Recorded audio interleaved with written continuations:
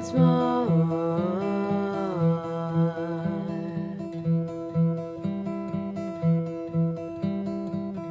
I sing this tune, this memory of you.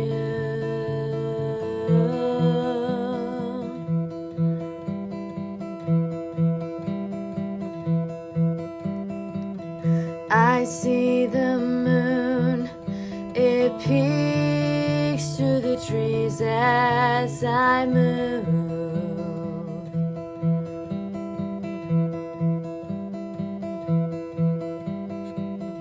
And to my right, I thought I spied your shadow.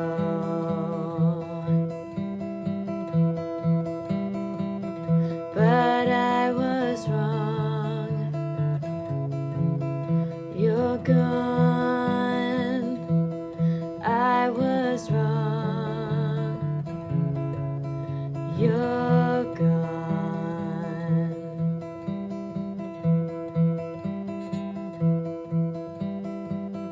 I walk alone on this old dusty road. Hey everybody, welcome to the Purple Tiger Fiber Podcast. I'm your host Shay, and in today's episode I'm going to be sharing with you my latest finished objects, a whip, and some books. So if you're into that sort of thing and you feel like sticking around, don't forget to like and subscribe, and I'm going to get right into today's video. I'm going to start with what I'm wearing, which is a self-drafted pattern. If you're new here, all of my patterns pretty much are self-drafted. I am a knitwear designer. I am in the process of getting some patterns out for these pieces. I've been designing pretty much my whole life, just for a lack of knowing where to get patterns growing up. I have always been interested in making my own clothes and working with that kind of stuff. So most things you'll see are self-drafted, at least at this point. So let's start with the top I have on, which is called the Shadows top, and it is heavily inspired by 18th century bodices and corset tops and a little tiny bit of whimsigoth and some 90s vibes in there. So it is a cropped kind of bodice inspired shape. It's very 18th century in vibe. It has beautiful lace detail here with a square neckline. However, when I made this draft, I wasn't really considering the fact that this would be a little bit heavy, and so it kind of flops down a little bit. The second draft of it, which I have here, I added ribbing along the top to kind of stop that, and it seems to have worked. And it does have these very kind of witchy, vampire-esque sleeves. It's a little bit shorter than I had wanted it to be. I really was hoping for it to be a little bit like towards my knuckle more, but you know, first draft. And I did make this out of repurposed cashmere yarn from a sweater that I unraveled. I have been doing that a lot lately. I am a frequent shopper at the Goodwill outlets, the Goodwill bins. For those that don't know, I am a Poshmark seller in my full-time job. I basically save vintage and thrifted pieces and resell them. I will link my Poshmark down below if you're interested. And so that is how the first draft came out. I really love it. It's very soft. And I made a second draft because I wanted to kind of work out some of the kinks. However, I made this one out of recycled or repurposed wool. This was another sweater that I unraveled.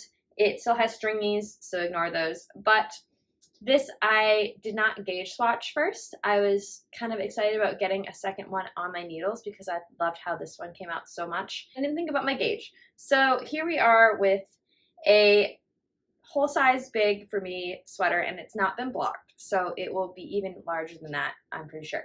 So, but this one does have a different sleeve. I wanted to play around with some sleeve variations. This one has kind of a sleeve that stops like right at the elbow and then flares out a little bit. Again, very 18th century inspired shape. It does have the same scallop detail around the neckline, and I did do a couple of rows of ribbing here to kind of stop it from flopping open, which did work. The back of this one you can see a little bit better because it is a lighter color.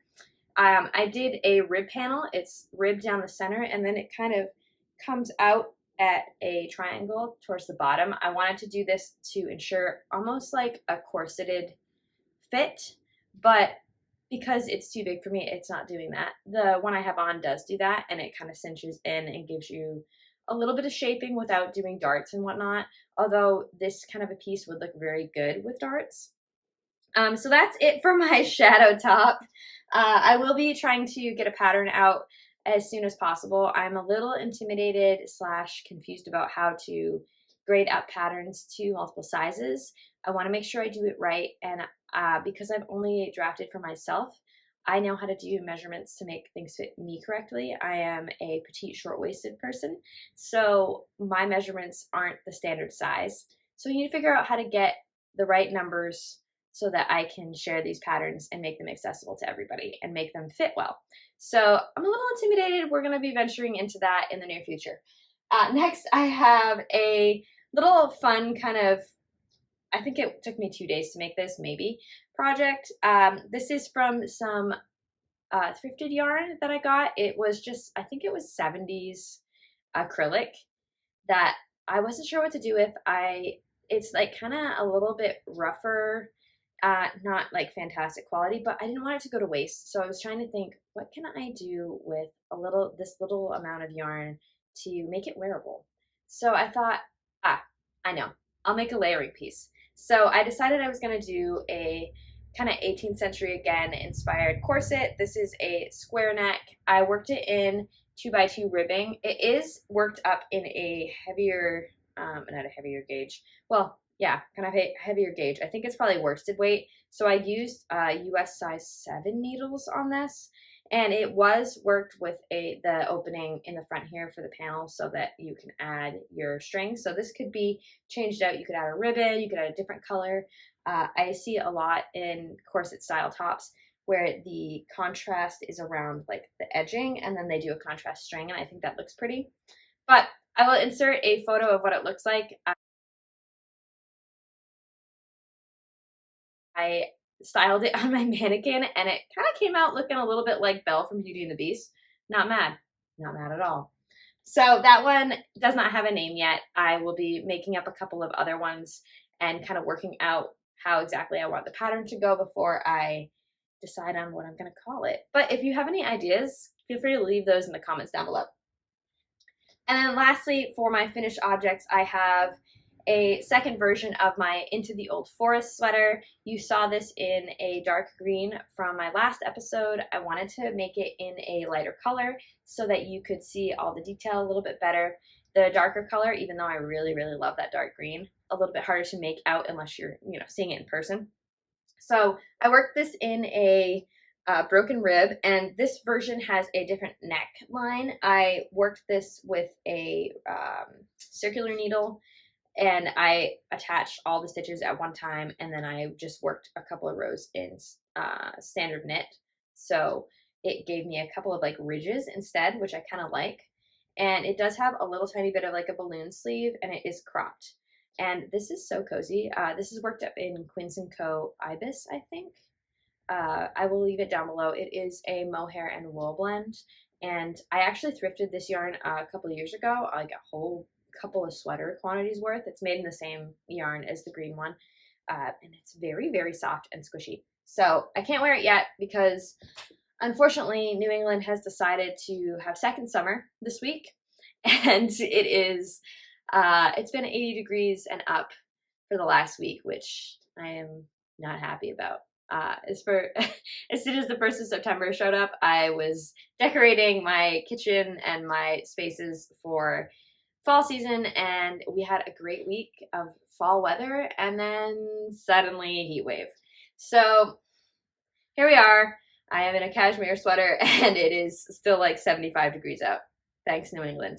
But hopefully the fall season will appear shortly, and I will get to actually enjoy these sweaters.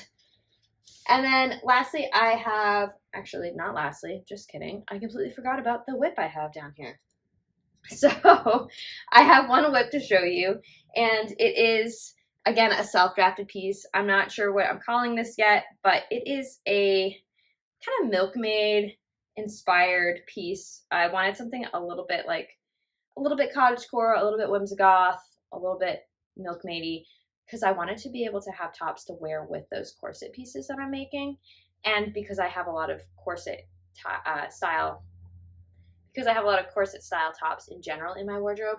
So this looks very cropped, because it is. I actually had this cast on last episode, and I ended up undoing it a couple of times. I was kind of working through how I wanted the pattern to fit and really what I wanted to do with it. It is worked up in a repurposed cashmere. Again, I had a lot of cashmere sweaters floating around that they either had a hole in them and I was going to mend the hole, and then I was like, you know what? I'm just going to reuse that yarn for something I'm going to wear. So this I did have to work up in a, it's held double because the fabric was originally single ply and it was really, really thin. I wanted something that had a little bit more integrity, so I worked it up double, which is why it's cropped, because I wasn't sure exactly how much yarn I was gonna get out of the sweater. And so it does have a little puff sleeve. It's not sewn together yet or anything. And the reason it looks so weird in the front is because it's gonna be gathered here. I added extra stitches along this front section so that it would have kind of that like puffy milkmaid vibe at the front. And what I'm going to do is I'm going to add a nice edging detail, and then I'm going to add a spot so you can add a lace or a ribbon to kind of cinch up that front. And it turns out I do have an entire second ball of yarn, and I'm almost done my second sleeve. So what I'm going to do, hopefully if it doesn't look weird, is I'm going to add on to my bottom here. I'm going to add kind of an A-line shape to the bottom in stockinette, and I think that's going to be a much more wearable piece for me. I wanted something that I could wear year round, although even in a crop version this would be good for layering because the corset pieces go further down, so you can actually layer with it and have less heat on your body if that's what you're looking for. But for me, I wanted something a little bit more on the whimsigoth side, and a lot of those like 90s, early 2000s whimsigoth tops have kind of like a fitted section here and then they flare out a little bit, and I find those very flattering on me personally. So I really wanted to kind of mimic that shape. I do have a couple of other whip ideas / projects in the works, but they're not quite ready yet, so I don't have them on the needles. But that's all I have for my whip this week. And I lastly have a couple of books. I haven't been the biggest reader historically. I have dyslexia and I wear glasses, and for a long time I refused to wear glasses because I didn't like how they looked on me, or I didn't think that they looked cool, or, you know, insert teenage thing here. But recently I have gotten more inspired to read. I actually was inspired by a video by, I think it's Dearly Desi is her name, here on YouTube. I will link her channel down below. She does beautiful cottagecore, kind of whimsical inspired videos where she talks about, you know, just basic everyday stuff. She does cooking and crafting, and she reads a lot, so there's a lot of really great like academia inspired stuff in her videos. And I was inspired to check out this book after watching one of her videos recently, and it is called Anatomy, a Love Story. It is a story so far. I haven't gotten very far into it. I'm probably like a couple pages in because I ended up having other stuff I had to take care of this past week. I got a little bit busy, so I didn't really get very far into it. But basically, it seems to be a story about a young girl who wants to be a surgeon, and she makes a deal with the headmaster or whatever he is, I haven't gotten that far, to teach her how to do surgery. But because she's a woman, nobody will teach her, and so he makes the deal. And she has to pass all the tests by herself, and so she needs to figure out a way to get some cadavers to practice on. And I think this takes place in the 18th century in Scotland. So, I'm going to forget the name. They're they're not grave robbers, but they're basically grave robbers. So it's got kind of like a spooky twist, and that's how she gets the bodies. I haven't gotten very far into it, so we'll see. I'm not sure how it's going to pan out. The second book I picked up, I'm not gonna lie, I purely picked this up on aesthetic. I was really drawn to the cover art. It has this kind of whimsical, gothic looking castle situation with a key. It's called Hotel Magnifique. This one is by Emily J. Taylor, and it is basically about a magic hotel. I have only gotten about a chapter into this one, and I'm already really interested and excited to see what goes on. It seems to have maybe a nefarious undertone, like maybe there's something a little spooky going on, some kind of a mystery, and it is very whimsical so far, so I'm really enjoying what I've read of this so far. So that is all I have for you guys today. Thank you so much for being here. If you made it to the end of the video, please leave a little yarn emoji down in the comments. Don't forget to like and subscribe, and I will see you in the next video. Bye.